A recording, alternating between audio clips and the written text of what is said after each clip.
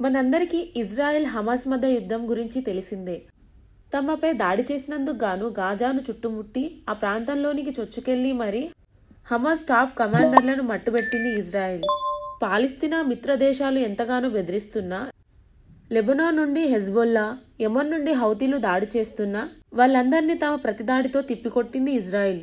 ఇంత వీరోచితంగా పోరాడుతున్న ఇజ్రాయెల్ను ఒక బ్యాక్టీరియా ఇప్పుడు భయపెడుతుంది. అదే షిగెల్లా. ఈ స్టోరీ ఏంటో చూద్దాం.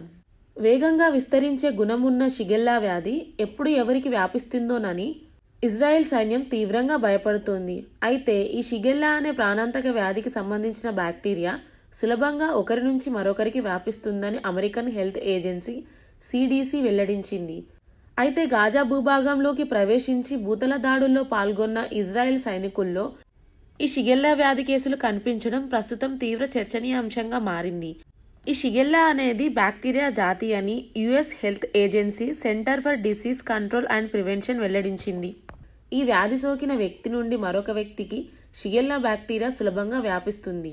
ఈ వ్యాధి సోకిన వ్యక్తి నుంచి కలుషితమైన వస్తువులతో మరొకరికి ఈ షిగెల్లా బ్యాక్టీరియా సోకుతుందని డాక్టర్లు గుర్తించారు. వీటితో పాటు షిగెల్లా వ్యాధి ఉన్న వ్యక్తులు తయారు చేసిన ఆహారాన్ని తినడం ద్వారా కూడా సంక్రమిస్తుందని పేర్కొన్నారు. పారిశుద్ధ్యం లేకపోవడం, యుద్ధంలో కలుషితమైన ఆహారాన్ని తీసుకోవడం వల్లే ఈ షిగెల్లా వ్యాధి ఇజ్రాయెల్ సైనికులకు సోకుతుందని ఇజ్రాయెల్ వైద్యులు ధృవీకరించారు. ఈ వ్యాధి వ్యాప్తి ప్రధాన కారణం ఇజ్రాయెల్ ప్రజలు గాజాలో ఉన్న సైనికులకు తయారు చేసి పంపుతున్న ఆహారమేనని స్పష్టం చేశారు. ఈ ఆహారాన్ని ఒక ప్రాంతం నుంచి మరో ప్రాంతానికి సరఫరా చేసే సమయంలో దాన్ని చాలా తక్కువ ఉష్ణోగ్రతల వద్ద ఉంచడం వల్ల లేదా ఆ ఆహారాన్ని వేడి చేయకుండానే సైనికులు తినే అవకాశం ఉన్నందున ఈ షిగెల్లా బ్యాక్టీరియా సోకుతుందని పేర్కొన్నారు. ఈ షిగెల్లా వ్యాధి సోకిన సైనికులను క్వారంటైన్ చేసి వారికి చికిత్స అందించేందుకు ఇజ్రాయెల్ పంపించినట్లు అధికారులు తెలిపారు. ఒక వ్యక్తికి ఈ షిగెల్లా బ్యాక్టీరియా సోకిన కొన్ని రోజుల తర్వాత లక్షణాలు కనిపిస్తాయని డాక్టర్లు తెలిపారు.